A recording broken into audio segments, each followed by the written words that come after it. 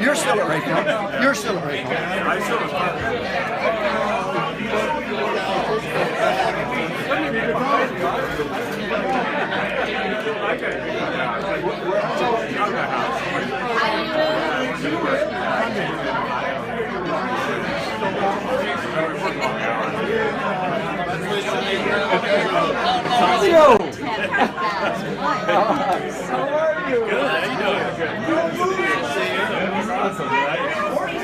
Still going south?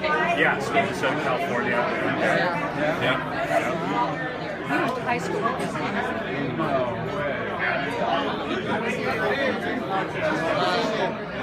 Hi, how are you? Good.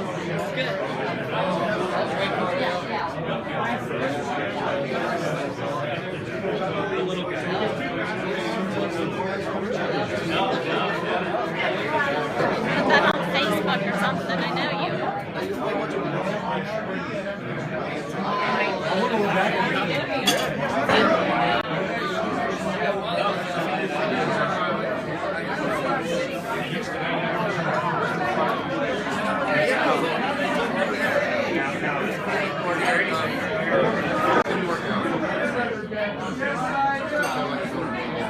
I love pictures of people eating.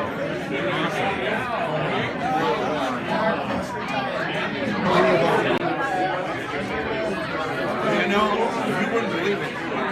Almost 20 years we've been helping. You have been dead for already.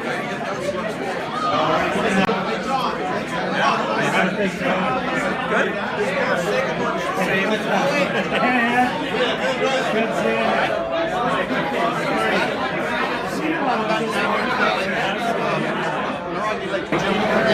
I can't see it, can't go ahead anymore. Got two other people. I heard one. Got two now.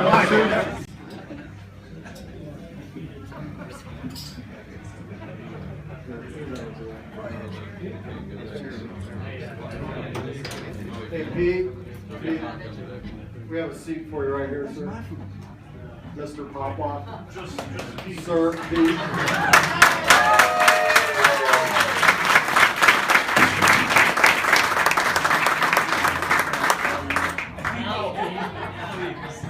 First of all, Julie, could you come back in, please? So can we have a big round of applause for Julie? We've got a lot of, I'll call them legacy Racor folks, long time retirees.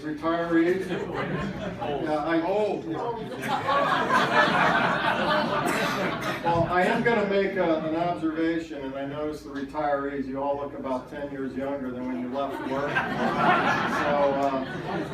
So Pete's going to look about 30 in about a year. So, anyways, it's a big honor. Because of the, I guess, the size of the venue, and Pete had a big formal presentation in Cleveland with all the higher-ups and all the decorations, and he really enjoyed that so much that we thought we'd tone it down and make it a little more sociable and more to his liking. So hope this wasn't too many people. You're afraid. He's still mastering the public speaking concern. So before we start, though, I'd like Steve Wilkinson to come up, and he's going to lead us in an invocation. 20 years, and all of the friends and associates that we've had for so many years, I'm just amazed. And heart is so warm as seeing everybody. I can only imagine what Pete feels at this point. It's wonderful to see everybody, and was just thinking with the good friends, good Racor family, good food, good times. It's written that all good things come from above. So I feel it'd be most appropriate and timely to be able to maybe bow our heads and say thank you. Well, I wish I was as happy as you guys. My wife called me a pedophile. That's a big word for a 6-year-old.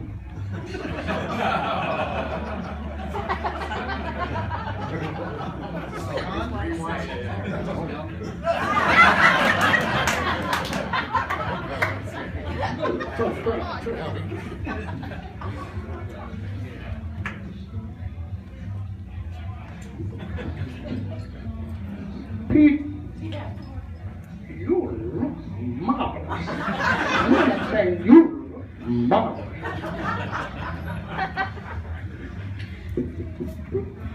Friends, Romans,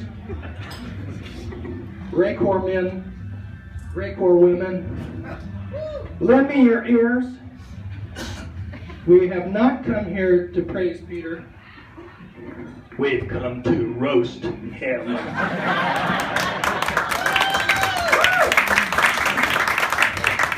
Wait a minute. I didn't get a harumph out of that guy. Harumph! You're Harumph! the governor of harumph. Harumph! Harumph! That's more like it.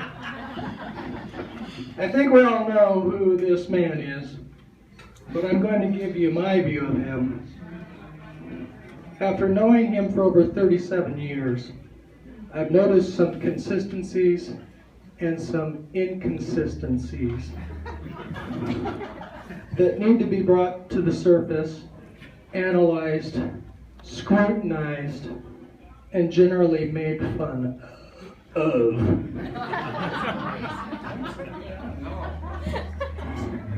First of all, when Pete was GM, didn't you love his General Assemblies?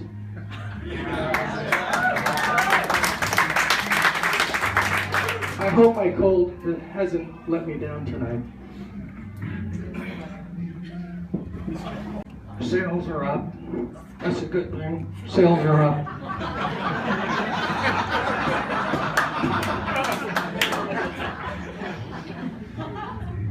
And on this slide, this is a safety slide.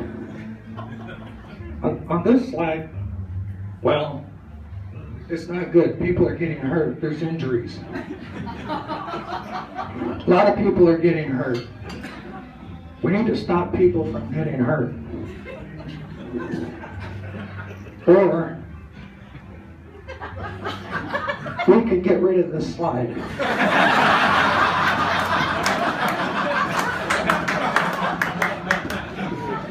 People drift off in violence General Assemblies. Everybody does that.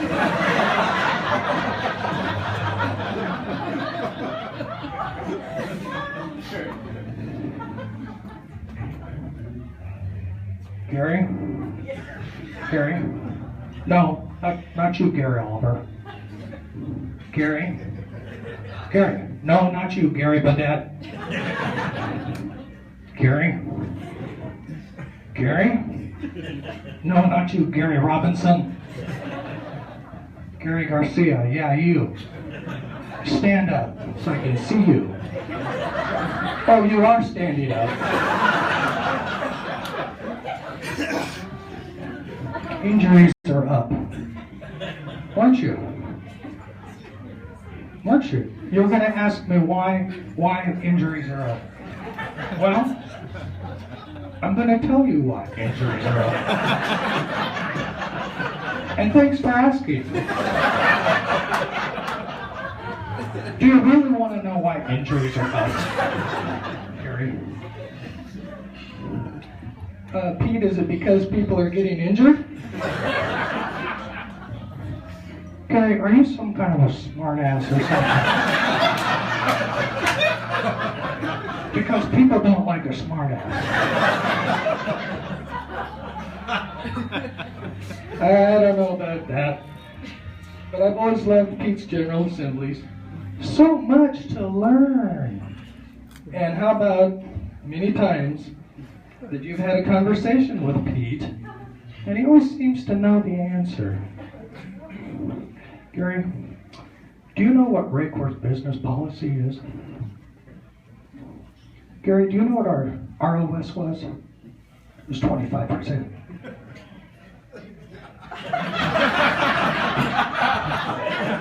That was a long time ago.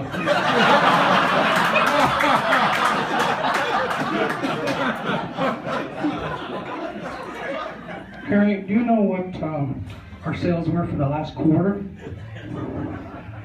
Gary, do you know the names of Santa's reindeers? How many people in this room ever bet a Pepsi with Pete? Okay. How many of you lost that Pepsi? How many won a Pepsi? Liar!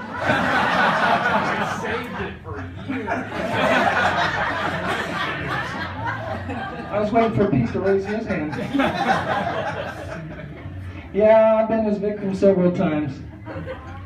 Gary, have you ever been to the moon?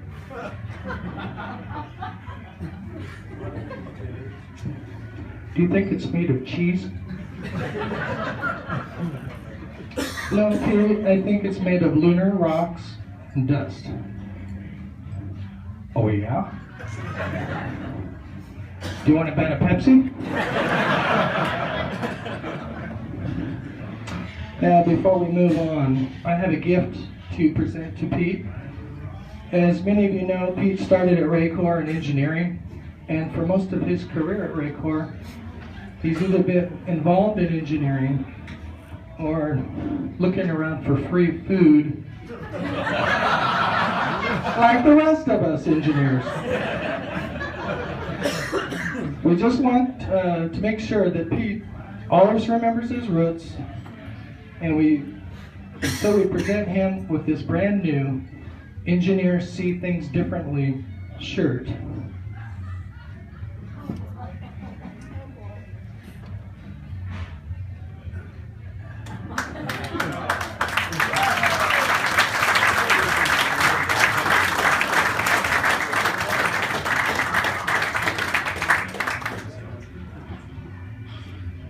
Pete, I want to thank you for retiring.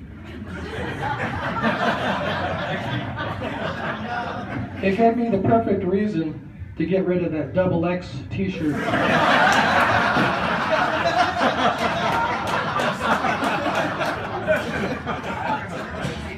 You will look marvelous.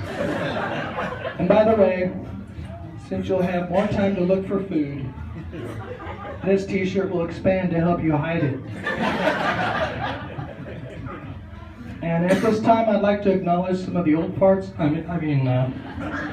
long-term service honorees that have been at Racor for a few years. Either they really liked working here or no one else would hire them. Or feed them. So those of you with 36 to 40 years, please stand up and be recognized.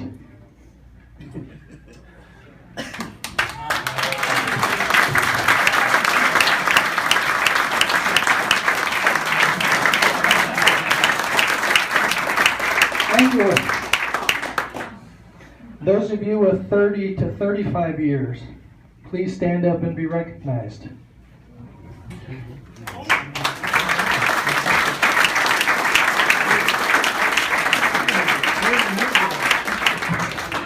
Thank you. For those of you with 25 to 30 years, please stand up and be recognized.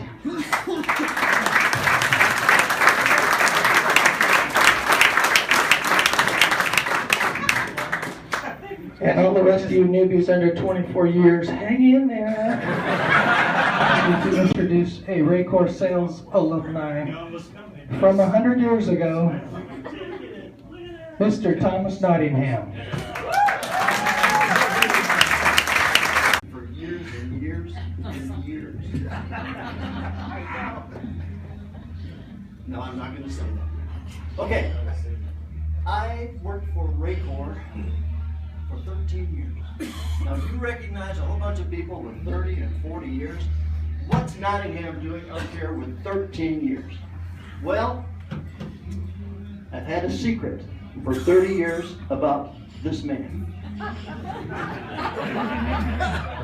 I know something. I watched something. I saw something happen in front of me in 1984 that a young man of my age should not have to notice.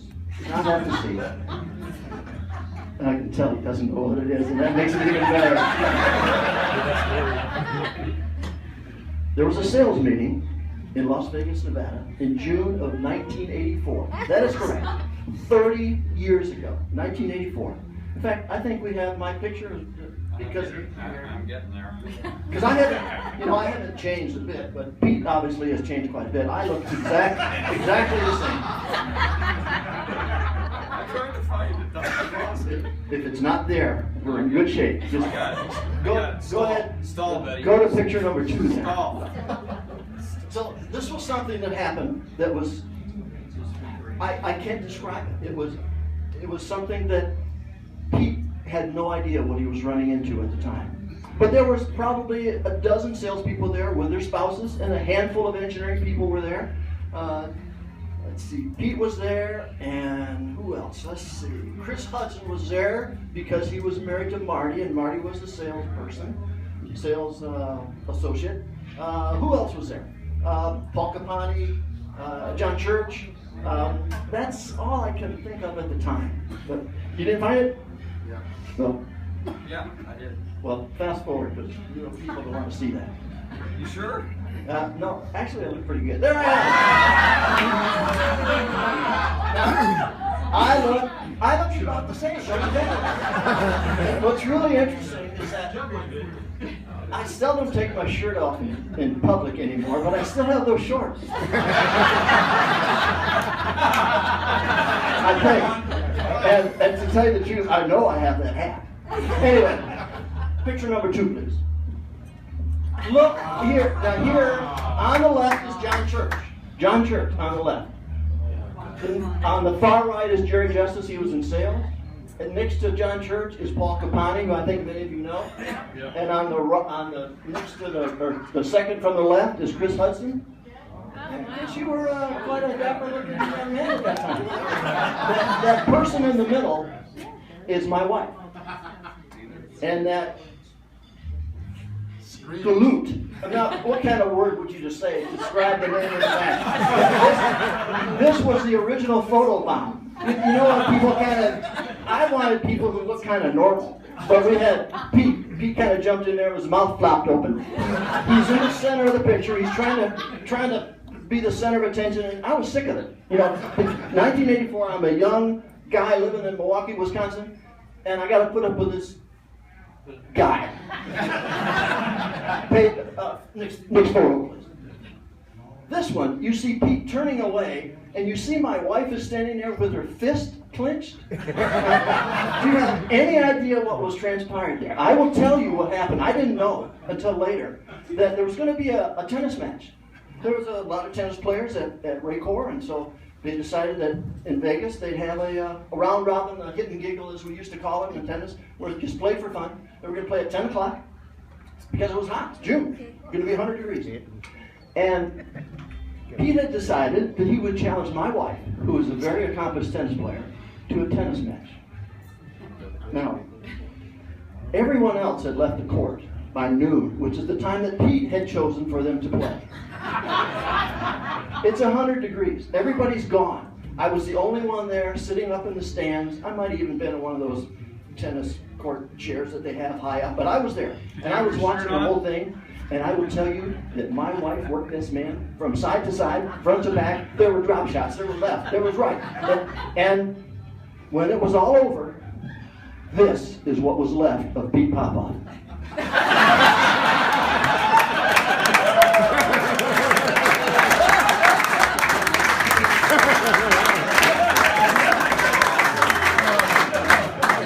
You gotta love those shorts. 30 years. That's the business end of Pete Popoff right there. Yeah, it was not the same. But you know what? It was the best thing that could ever happen to him, because if this would not have happened, if this had not happened in June of 1984, none of the people in this room would be here. Because they would have been long gone. Because Pete Popoff, as we knew him then, was the Racor Pete Popoff. Not the perfectly polished Parker presidential Pete Popoff that we have here today.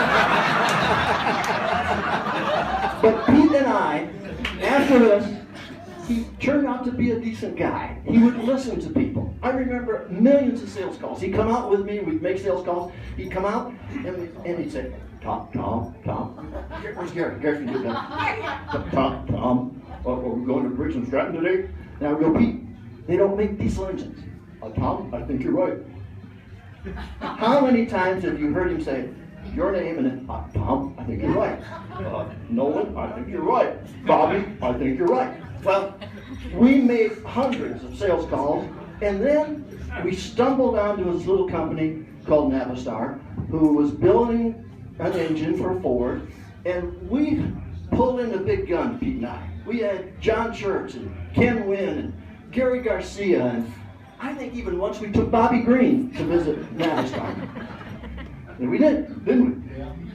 And we signed a contract with Navistar to supply filters for that engine, and before the ink was dry on that contract, I got a call from Pete, and you know what he said? Oh, Tom, I think you need to move to Modesto. Now, Pete had a way of getting you to do stuff that you didn't really want to do. Now, I had it made in Milwaukee, Wisconsin. I worked frequently.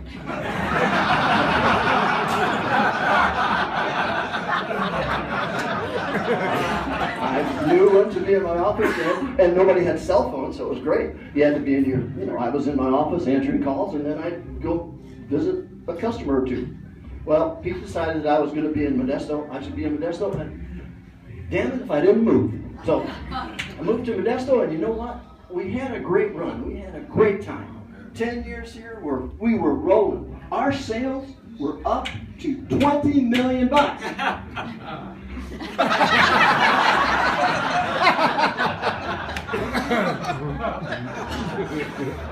I told Pete, it was 1996. It was on a Tuesday, I think. And I walked into Pete's office and I said, you know, Pete, I need something different. I want bigger and better. I want to live in a big city by a large body of water. And Pete said, you're going to love Cleveland. Did you ever move to Cleveland, Pete? No, I don't want to know the answer. Well, I had something else in mind. I had found this division in San Diego that needed a sales and marketing manager, and I just love that title. So I told Pete, I'm going to San Diego, and he said, why? And I said, well, Racor's doing $20 million, and I don't think we're ever going to get more than like 25 or 30. So I'm done. I'm out of here. That division's doing $35 million this year, and I can get them up to $40 million if I work real hard.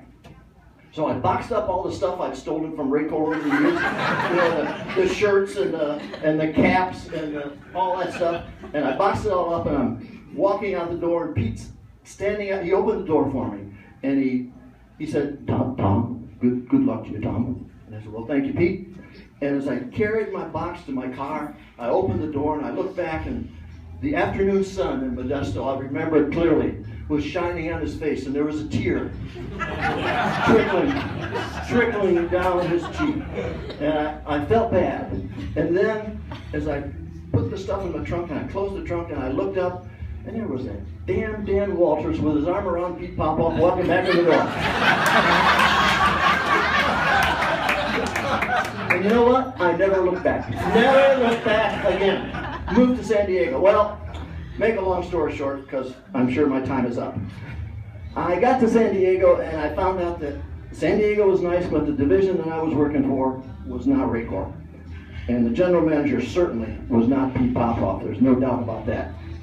We'll tell stories about this guy for as long as I live. But anyway, so after a year and a half, actually it was 18 months and 1 day, because Parker makes you pay back your moving expenses if you quit before that. So I worked there 18 months and 1 day, and I quit. And within an hour, my phone rang, and it was Pete. You remember this? He called me and he said, Tom, I heard you live in Parker. And I said, yes, I am. He says, Tom, what you gonna do? I go, well, I don't know, I'll think of something. And then he said, Pete always says, if I can help you in any way, let me know. And that's the kind of guy Pete was. And so, Pete, now that you don't have a damn job, I'll give you my business card.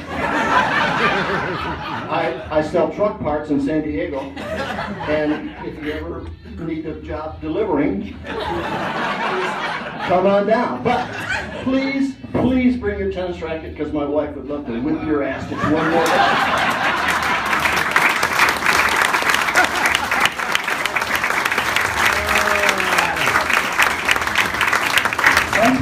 us down just like you did all those years ago.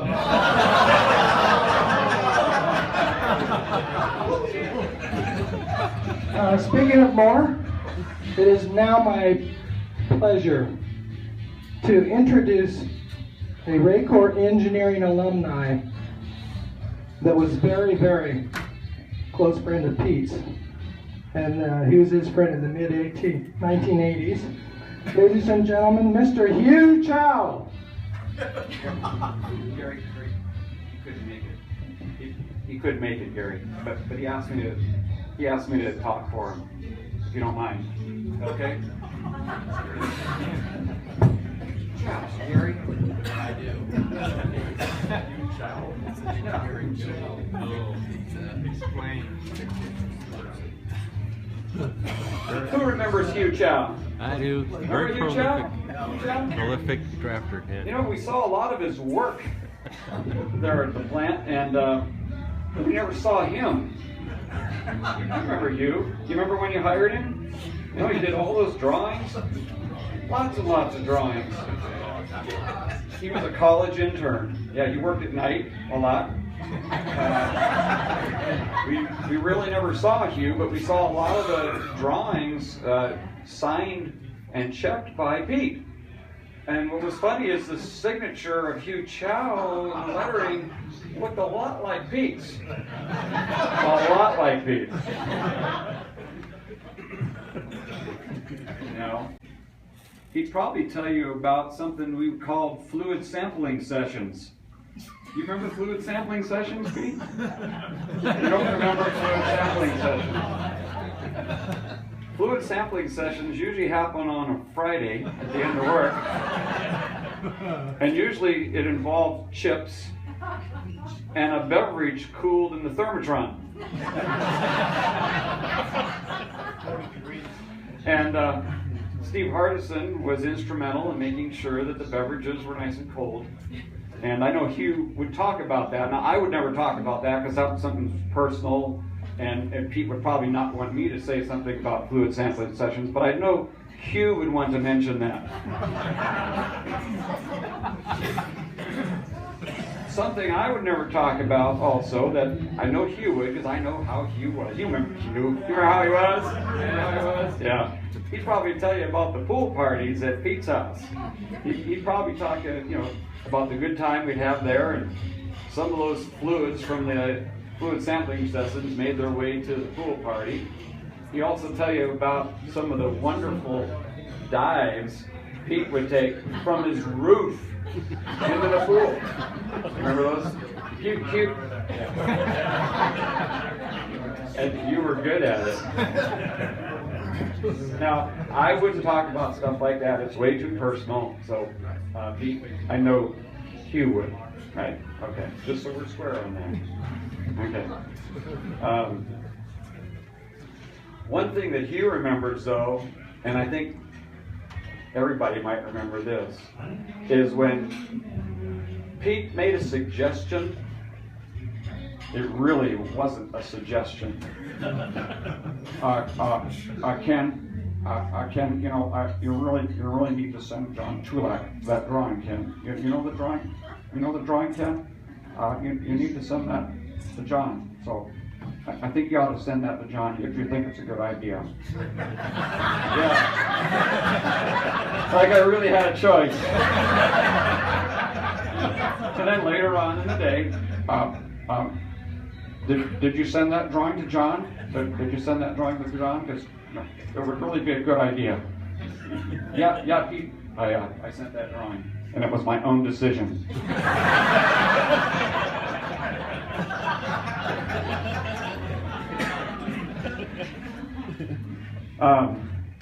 Well, now I'll just talk about this one. Is Pete had a flair for eating other people's food. Chips. You had chips laying around, right? You had candy laying around, right? You had donuts laying around. And, right? Apple core. Apple core, right? Pepsi. Pepsi's. He might even eat somebody's cigarette if he didn't think they should be smoking. Does that ever happen to anybody here?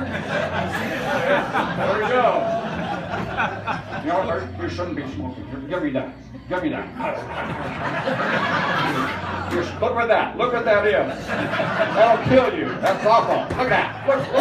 He suggested that I do.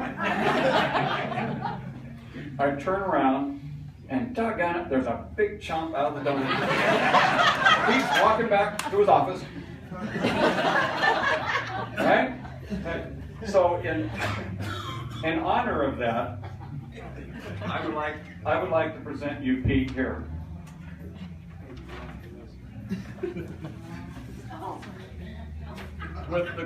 With the golden donut.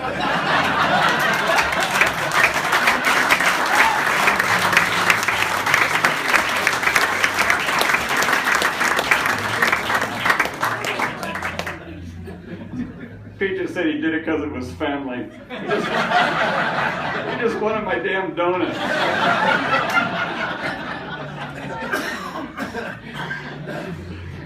We are today. Look at our families that we've been able to support. And, you know, this man was our leader, you know, for all those years. And, you know, we wouldn't be driving the cars that we drive. We wouldn't have been able to put our kids through school without a good job. And, you know, Pete kept pushing and pushing and pushing to get us where we are. You know, Brian can do the same thing. But,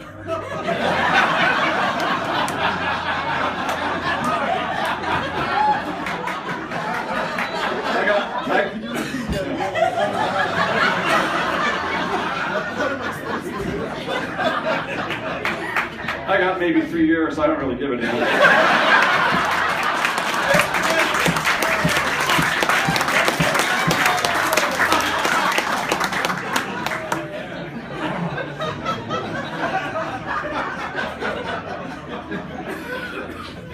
But on a serious note, we've had some great times with Pete, and like I say, he's touched a lot of lives.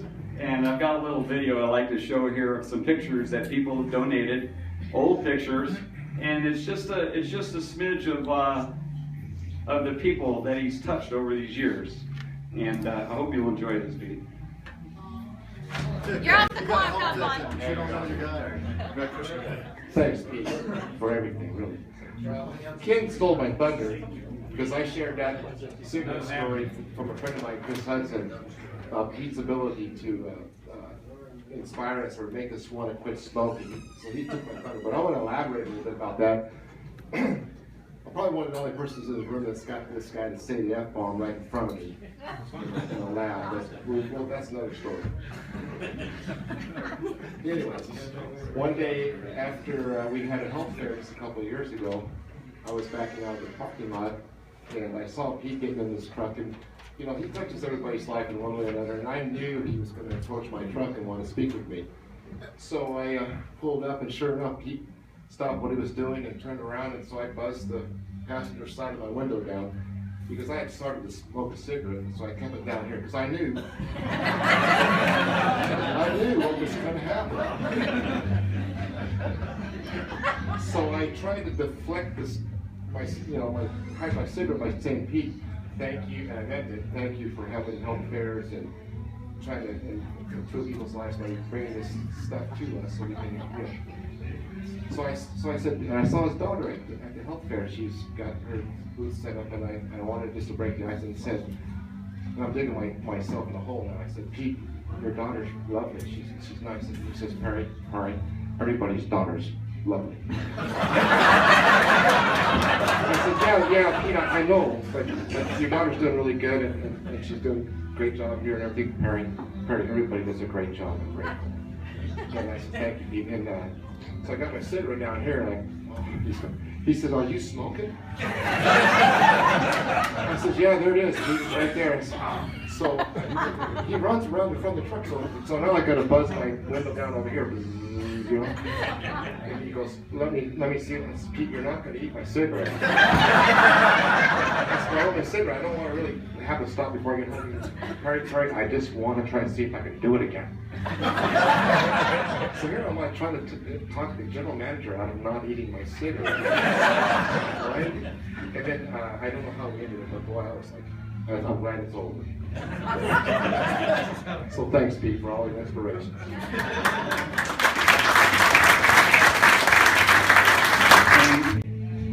May the rainbow be certain to follow each rain. May the hand of a friend always be near you, and may God fill your heart with gladness to cheer you. Pete. Cheers. Letting me work at Racor.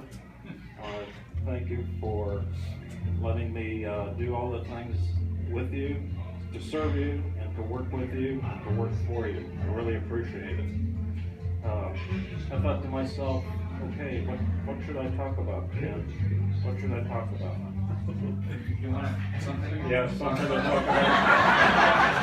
Yeah. What are you going to do? I kind of thought to myself, Racor is a success. Racor has been blessed, and Racor continues to be successful through the ups and downs, and it's because of teamwork.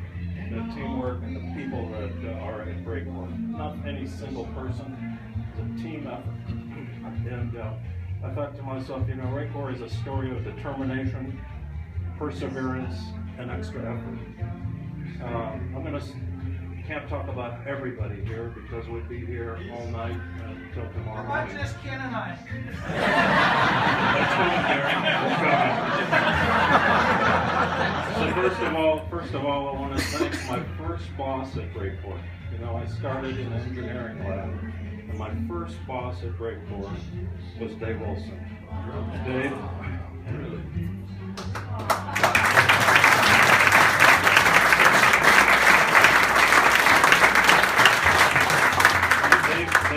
Dave trained me on filtration, and it was perseverance. It took a lot of effort. But he hung in there, and he trained me. And, we had fun. We spilled diesel fuel over each other. Thank you, Dave. We also have suppliers here. And, another person I want to personally thank is Ray Neffel. Ray is right there. He used to be our plastisol supplier when we were at Barium Road. Okay, and production and the owner wanted the elements to go faster through the oven, because customers were ordering more and more filter elements, and we weren't keeping up. So the owner assigned me to go and find a way to improve production. And one way was to use plastisol that would cure faster, that we could put on the end caps both at the same time and run them through the oven. So Ray came with samples of plastisol to try. And we set the factory on fire.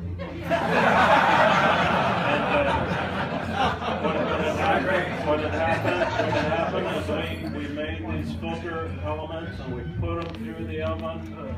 And somehow a few of them tipped over, and the maintenance wasn't that good at Racor at that time, so there was plastisol on the roof and plastisol in the chute, and the elements tipped over, and they were in the oven, and they caught on fire. The whole chute caught on fire, the roof caught on fire, and I felt like it was our duty to go put the fire out. So I told Ray, I said, Ray, we got to get up on the roof and put the fire out. We climbed on the roof, and it was like a real thin roof, out of that wavy material.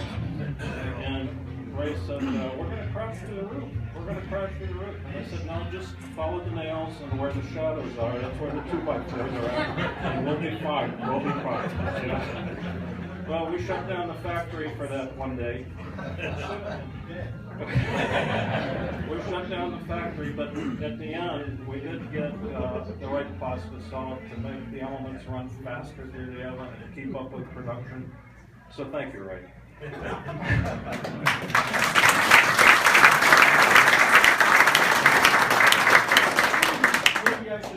version is some of that. I get a call from Pete.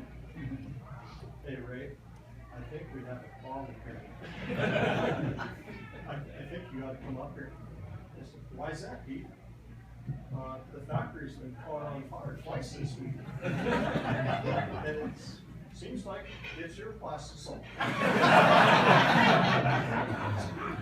Pete, that's fluorinated plastisol. It shouldn't burn. Great. Can you tell me, looks like plastisol? Smells like plastisol? And some people say it even tastes like plastisol.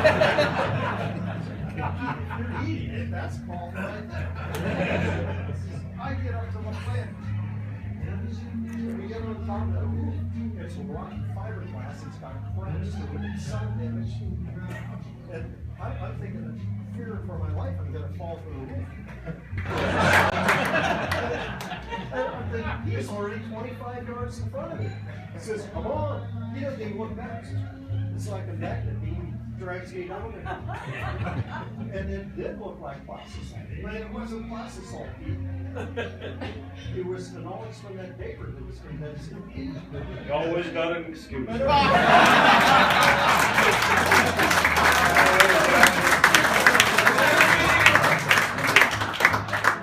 You know, perseverance. I'd like to talk about Gary Garcia. You know, we had ups and downs at Racor, and it was a recession. And I was told to release 50% of the engineering department, being the engineering manager at that time. Gary Garcia was one of the people I had to release, to let go. And you remember that meeting, Gary? I will never forget it. So I called Gary into my office, and I said to Gary, just hit me right here, sock me as hard as you can. And he did. But you know, Gary, after a couple of weeks, he called me and he said, Peter, is it okay if I go work for the competitor? Is it all right if I go work for the competitor? No. Now that I have a job, I have a family, can I go work for the competitor? I said, okay, Gary, go work for the competitor. Every 2 weeks he would call me. Invite me to lunch. And he would say, can I come back? Can I come back to work for Racor when things get better? Every 2 weeks he would call me. He never gave up. Things got better, he rehired Gary. Thank you for coming back, Gary. You know, we scrapped to ship $500,000 a year out the door. And Gary Oliver, you're here somewhere, right? No, I'm hiding, Pete. I remember Gary would continuously roam the plant to try and find every nut and every bolt and every element, every O-ring, so we could make that $500,000 shipment that month. $500,000 so we could break even.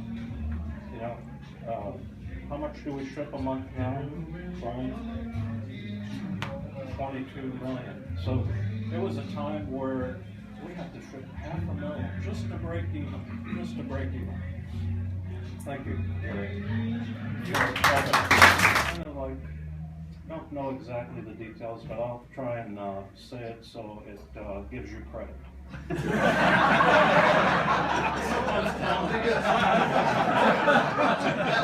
Sometimes Tom is lazy. He'll admit that.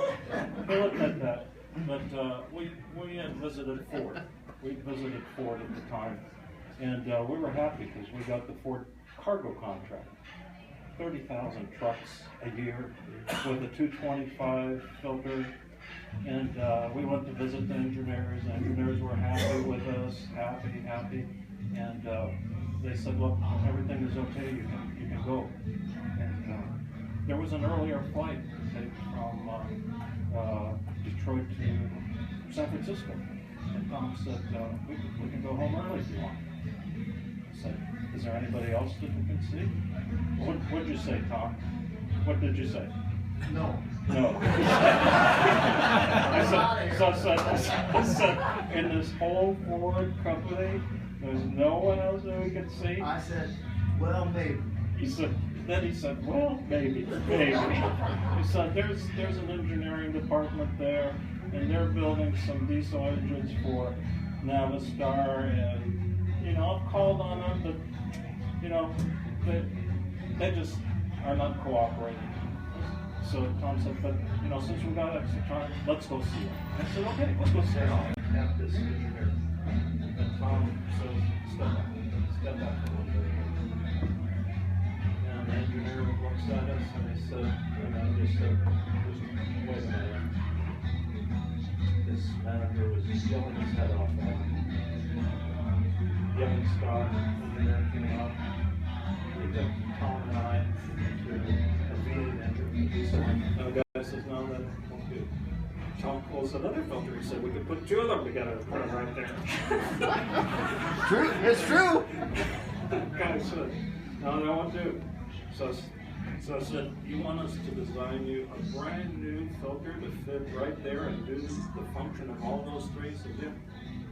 And I stupidly said, we can do that. We can do that. And the engineer looked at me and he said, no, you're not going to do that. You're not going to do that. And I said, why not? He said, Fran was here and they wouldn't do it. Fleetguard was here, they wouldn't do it. They named all these filter companies and said, so you, little Racor, are going to do that for me? So Tom said, why don't you just give us those three parts and a bracket and we'll come back to you with a drawing. And he gave it to us, unbolted everything. Tom put it in his bag. We came to Racor. John Church went ahead and designed the filter. We sent the guy the drawing. The guy said, this is exactly what I want. He said, make me a model of wood. At that time, there wasn't the fancy rapid prototype machine. That made that donut, by the way.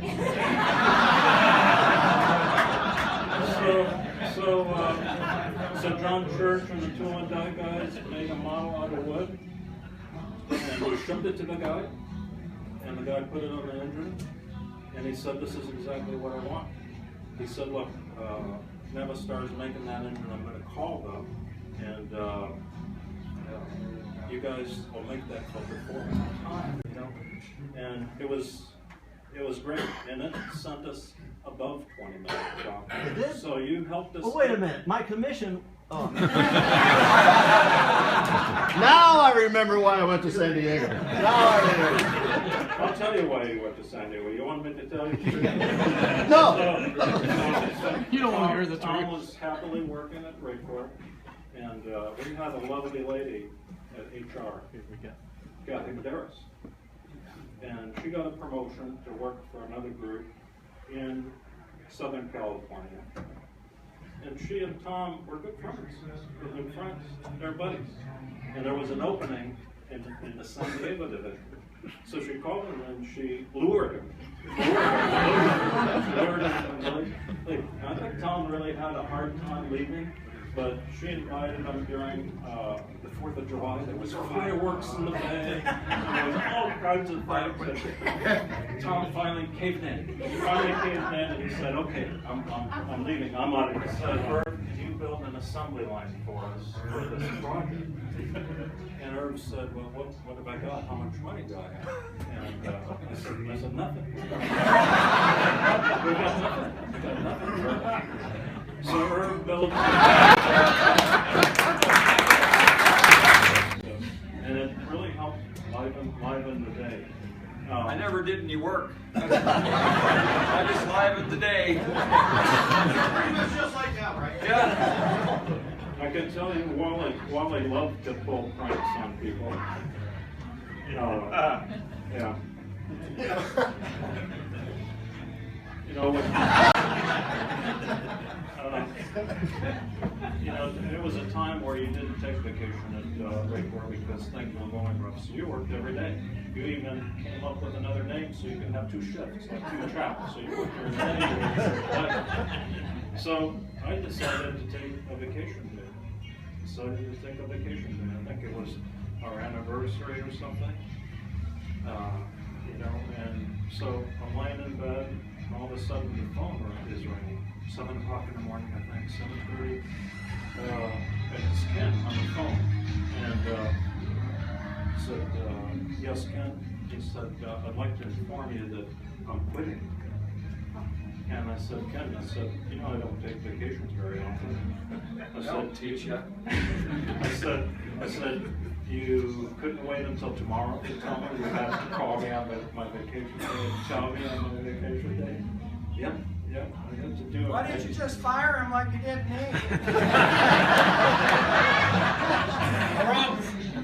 So, you know, Ken went to work for this company called Belcon that started a little office in Modesto, and foolishly he went to work for that company. And after 2 years, he came crawling back, asking to be hired. 7 months. 7 months. It was only 7 months. It seemed like 2 years because you missed me so much.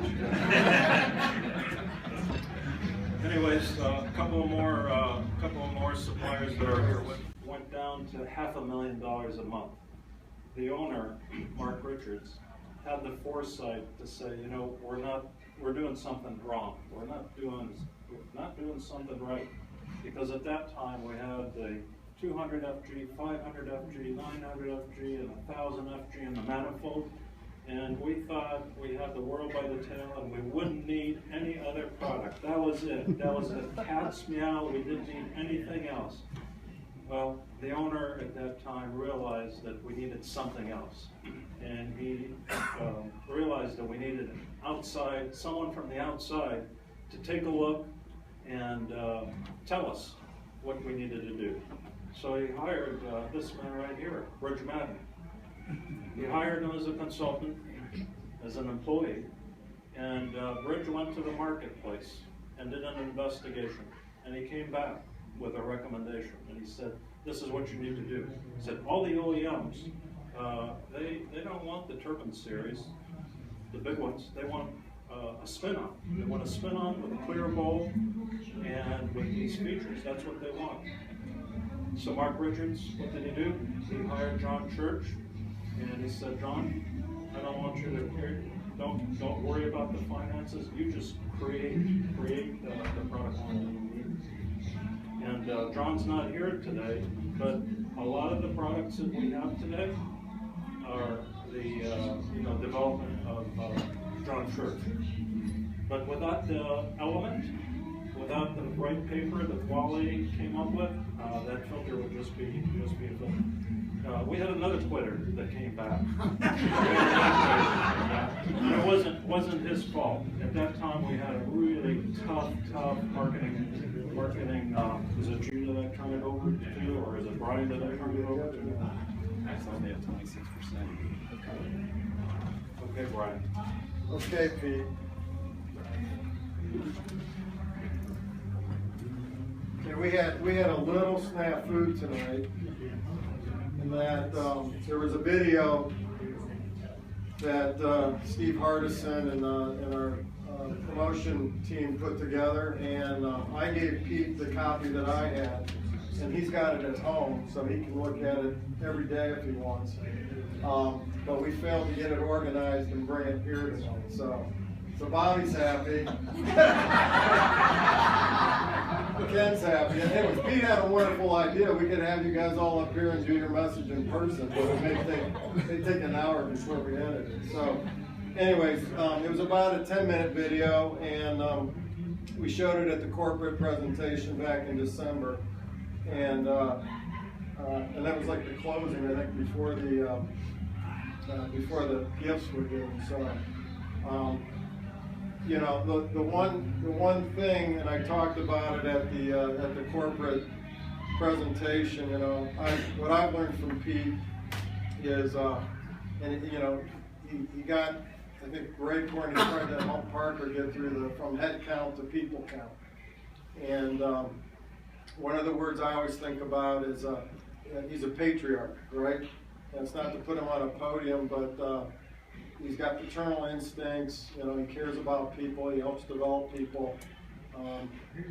I only hope our current group management is as patient as he is in allowing people to develop. So I will have that challenge to work with. But so the funny story that I remember, and this was after being controller for 3 years, and then when we went to expand at Buford, so I left the financial career, went out to Buford, started up with a small amount of people, and one of the products we were launching, like in 2003, was the clamshell CCV. It is supposed to snap together, glue together, not come apart, and we had all sorts of problems in that. We shipped that product to Dana Plumley, and so Mike Larson was having, I think we were having a big supplier meeting out there during this time too, because we were getting the suppliers all geared up with lean model, and so I'm calling Pete on the way to the restaurant that night, giving him the,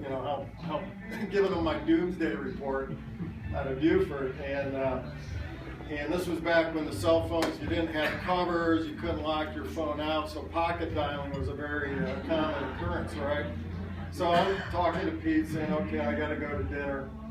So I go into dinner, we have drinks before dinner, and I'm sitting, Jim, were you there? I don't know if you were there or not, but I got Mike Larson on one side, maybe Jim or Bob on the other, and I'm cussing about this customer. I mean, how dare this customer to be upset with us, right?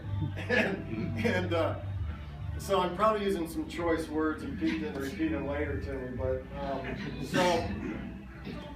so anyways, I had pocket dialed Pete during that conversation, and he had already left the office, so probably after 8, 9 at Buford. So Pete gets in. I mean, I wasn't here to enjoy the Rick Cerna part of it. Pete, can you come up and tell him what happened? You want me to talk about Rick Cerna? No, but when you got the message. So I got the message, it was recorded, and yes, Brian was using foul language. So I called Brian. And you called Rick first.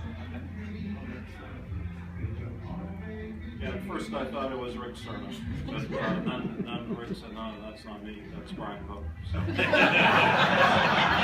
called Brian and I said, Brian, how would your parents feel about this type of language? And he said, well, they'd probably wash my mouth with soap. I said, what's your phone? First of all, the folks at Water wanted me to present this to Pete. It's a baseball signed by Nick Scully. Is that right? Vin Scully. Vin Scully. Vin Scully. Wow. So by Vin Scully.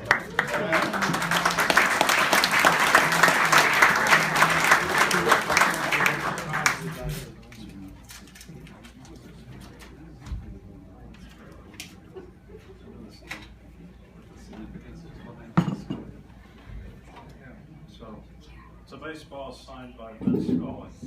So I think most of you know that Vin Scully is the announcers for the LA Dodgers, and he's in the Hall of Fame of the best announcers in baseball. And why did they get this for me?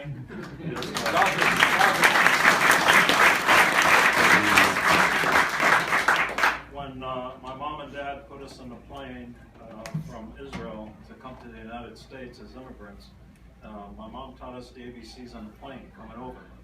And I had a little transistor radio that I brought over with me. And I thought to myself, well, I'm going to find some Hebrew language people here on here. But all of a sudden, I ran into this voice, and this man was excited. And he was talking about something exciting. And I thought to myself, there's got to be something going on with this announcer. So I listened to him night after night, and it helped me learn the English language. And that was Vin Scully.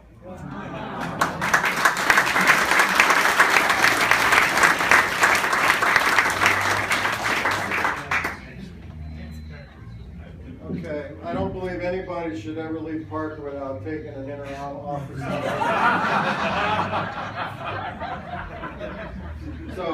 But inside is the nameplate and your title off your door, okay? And we figured you probably need to put that at home so Sue knows who's the real boss.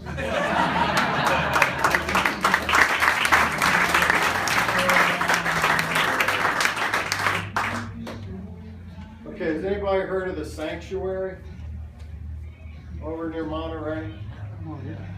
Yeah, okay, Judge, it's clear. We thought Judd was being real selfish, but Drug rehab? So this is a token of our appreciation. It's a gift certificate for the Sanctuary. If you want to learn about it, see Judd afterwards. Okay? Thank you, But Judd. it's an escape. It's an escape place. So. Is it nice? Thank you. Thank you.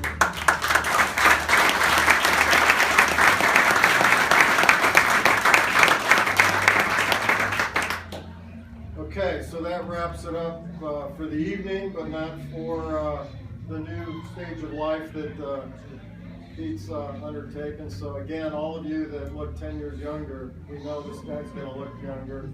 I think Sue's already looking younger. She's been a heck of a partner and a heck of a spouse, and we understand Pete's doing this for all the right reasons. So I can only hope to carry on, and I always look for everybody's feedback here to make sure that we retain what makes Racor great. And I think as Tom put it, the Parker, what would you call it? When Pete went from being a wild man to being a Parker. The perfectly polished boys Parker prison. Right.